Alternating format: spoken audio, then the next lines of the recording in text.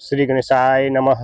ब्रह्मा मुरारी त्रिपुरांतकारी भानु शशि भूमि सुतो बुधश्च गुरुश्च शुक्रः शनि राहु केतव सर्वे ग्रह शांति भवन्तु। दोस्तों, राधे राधे। ज्योतिष जिज्ञासु और तमाम फेसबुक परिवार, आप सभी को हमारा सादर नमन है। आज का मुख्य विषय है मारक ग्रह। जी हाँ, सही सुना, मारक ग्रह के बारे में आज हम आपको बताने जा रहे हैं। और पहले से जैसा कि आप जानते हैं, मैं बना के रखता हूं किसी भी चीज के लिए। देखिए, आज मारक ग्रह पर मुख्य विषय है, आज चर्चा यही है। प्रत्येक 12 लग्न में दोस्तों मैं बताऊंगा कि मारक ग्रह कौन ग्रह बनते हैं। मेष के लिए कौन बनते हैं, वृष के लिए कौन बनते हैं, मिथुन के लिए कौन बनते हैं, और कर्क के लिए कौन बनते हैं, तुला मकर वृश्चिक धनु, उसी के लिए भी कौन से मारक ग्रह बनते हैं, इस पर हम आज विशेष चर्चा करेंगे। और दोस्तों, हम जन्म कुंडली पर रेंडमली एक जन्म कुंडली बनाएंगे और उस पर भी हम मारक समझेंगे। तो आइए, बिना विलंब किए हुए हम वीडियो की ओर चलते हैं। और जैसा कि आप जानते हैं कि हम आप लोग के समक्ष एक जन्म पत्रिका बना लिए हैं मेष लग्न का। आप देख रहे हैं, लग्न में हम 1 नंबर की गिनती लिखे हैं और ये मेष राशि है और मेष लग्न का हम पत्रिका बना लिए हैं। अब दोस्तों देखिए, कुछ बात को हमेशा ध्यान में रखना चाहिए। अब मारक के मतलब यह भी नहीं है कि वो जान से ही मारने वाला है, नहीं, ऐसा नहीं होता है। हाँ, निसंदेह मारक कष्टकारी प्रभावशाली होते हैं, लेकिन कब होते हैं, कैसे होते हैं, आइए हम एक एक विषय पर चर्चा करते हैं, आपको समझ में आ जाता है। सबसे पहले मारक के अगर विचार कर रहे हैं तो जन्म कुंडली में दूसरा स्थान और सप्तम स्थान का स्वामी मारक ग्रह बनते हैं। जैसा कि आप जानते हैं, मेष लग्न की जन्म कुंडली में शुक्र मारक स्थानों का स्वामी होते हैं। जैसा कि 2 नंबर की गिनती जहां मैंने लिखा, मारक का सर्कल बनाया, और सप्तम, ये दोनों शुक्र का राशि है, और एक साधारण राशि वृष है और दूसरा मूल त्रिकोण राशि शुक्र है, तुला है। ये दोनों शुक्र की राशि है। अब मेष लग्न में शुक्र मारक हो जाते हैं और दोस्तों ये प्रबल मारक की भी संज्ञा निभा सकते हैं। अब ये कैसे प्रबल मारक की संज्ञा निभाएंगे, यह भी जान लीजिए।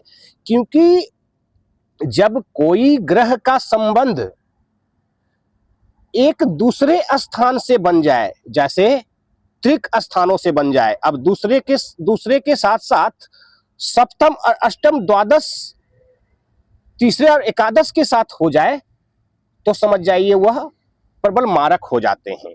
क्योंकि दोनों भाव का स्वामी, अब जैसा कि आप जानते हैं कि आप सप्तम का भी स्वामी कोई ग्रह है और अष्टम का भी है, इस स्थिति में प्रबल मारक हो जाता है, ग्रह अधिक पीड़ादायक हो जाता है। तो देखा आपने, यहां तक समझ गया। अब आगे कैसे देखना है, क्या करना है, इसके लिए हम बताते हैं। देखिए, सबसे पहला नंबर तो ये ध्यान रखना है कि सूर्य और चंद्रमा को मारक का दोष लगता ही नहीं है जन्म कुंडली में। यह भी बात को मद्देनजर में रखना चाहिए। दोस्तों, अगर वीडियो अच्छी लग रही है तो आप समझ लीजिए कि इसको फॉलो करना है और शेयर करना है, ताकि दूसरों को भी लाभ मिल पाए। और अगर आप यूट्यूब पर हैं तो आप इसको सब्सक्राइब करिए और शेयर करिए। और अगर कुछ गलती हो तो हमें कमेंट में याद दिला दीजिए, और अच्छा लगे तो लाइक भी कर दीजिए। दोस्तों ठीक है, आगे चलते हैं। अब देखिए, मैंने कहा सूर्य चंद्रमा को अष्टम का दोष नहीं लगता है, और क्या कहा, मारक के साथ साथ दूसरे मारक स्थानों का स्वामी अगर संबंध बन जाता है, तो अब दूसरे मारक कौन होते हैं, त्रिक स्थानों का स्वामी, 6, 8, 12 का स्वामी और तीसरे और एकादश का स्वामी, ये सब मारक की संज्ञा में ही आता है। लेकिन जन्म कुंडली में मुख्यतः मारक ग्रह दूसरे और सप्तम भाव से ही देखा जाता है। तो आप समझ गए। अब इसी तरह से किसी भी आप लग्न को चर्चा कर सकते हैं। मान लिया जाए कि जैसे आप अगर इसको किसी और लग्न के लिए देख रहे हैं, अगर वृष लग्न के लिए देख रहे हैं तो बुध बन जाएंगे मारक, समझ रहे हैं ना। और सप्तम का स्वामी वहां पर तुला नहीं आके वृश्चिक आ जाएगा, तो मंगल भी बन जाएंगे। वहां का जो है कि मारक। अब वृष लग्न के लिए जो है कि बुध और मंगल दोनों मारक हो जाते हैं। और उसी तरह से अगर मिथुन की बात करूं तो मिथुन राशि, अब देखिए आपको मिथुन यहाँ है, 3 नंबर की राशि है। और 3 नंबर की राशि की मैं बात करूं कि अगर मिथुन लग्न के जो है कि मारक ग्रह कौन है, तो मिथुन लग्न के लिए चंद्रमा और गुरु बन जाते हैं।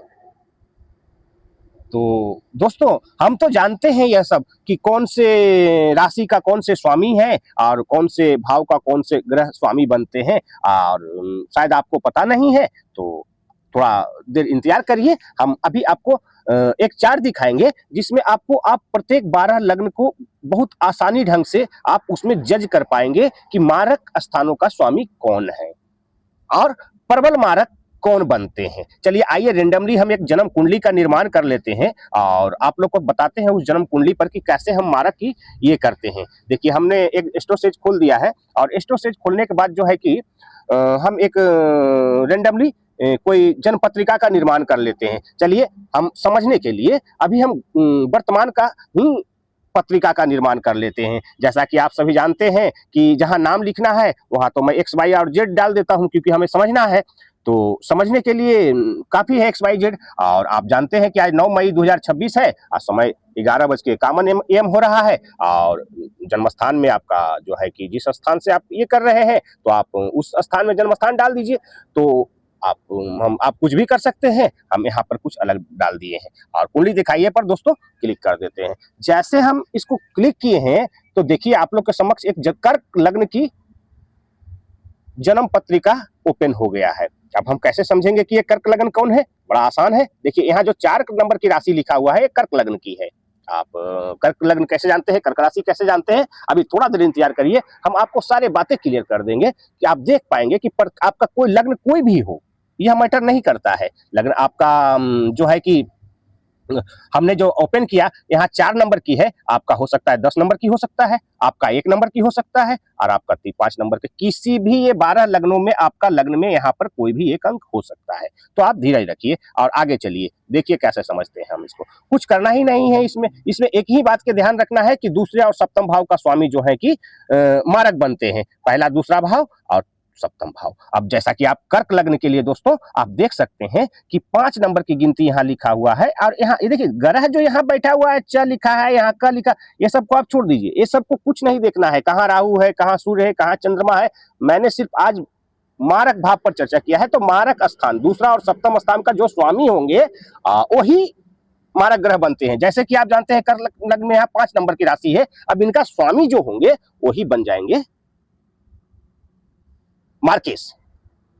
तो आप समझ गए होंगे और अगर नहीं समझ में आया है तो चलिए फिर से हम एक और एग्जांपल ले लेते हैं।